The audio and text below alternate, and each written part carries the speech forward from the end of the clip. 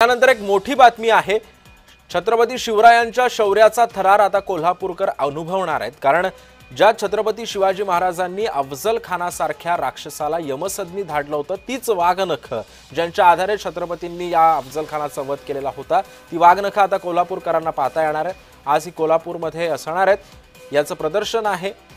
ही वाघनख पाहण्यासाठी आता कोल्हापूरकर मोठ्या संख्येने गर्दी सुद्धा करतात। कोल्हापुरात वाघनखांचं प्रदर्शन सध्या सुरू आहे।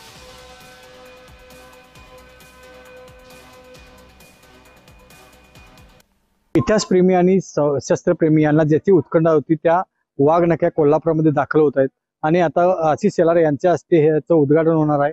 कोल्हापुरातील शाहू जन्मस्थळे म्हणजे लक्ष्मी विलास पॅलेस या ठिकाणी या वाघनख्या तब्बल 8 महिने ठेवण्यात येणार आहेत। या लक्ष्मी विलास पॅलेसला चांगलं फुलांना सजावट केलेली आहे, रेड कार्पेट घातलेले आहे, त्याचबरोबर पोलीस बंदोबस्त आहे। त्याचबरोबर कोल्हापुरातील सर्व इतिहासप्रेमी शस्त्रप्रेमी या ठिकाणी ह्या उद्घाटन सोहळ्यासाठी वाघनख्या पाहण्यासाठी येणार आहेत। या वाघनख्या साताऱ्यावरून कोल्हापुरात येणार आहेत आणि त्याचा कोल्हापुरातील सर्व इतिहासप्रेमी शस्त्रप्रेमी हे आता पाहणार आहेत। त्याचबरोबर या वाघनख्याच्या बरोबर विविध शस्त्र प्रदर्शनी या ठिकाणी असणार आहे। हे 8 महिने हे प्रदर्शन या ठिकाणी भरवण्यात येणार आहे। याचं उद्घाटन आशिष शेलार यांच्या हस्ते, त्याचबरोबर कोल्हापूर जिल्ह्यातील मान्यवर आणि नामदार हे सगळे उपस्थित असणार आहेत। अमरसिंह पाटील, जय महाराष्ट्र, कोल्हापूर।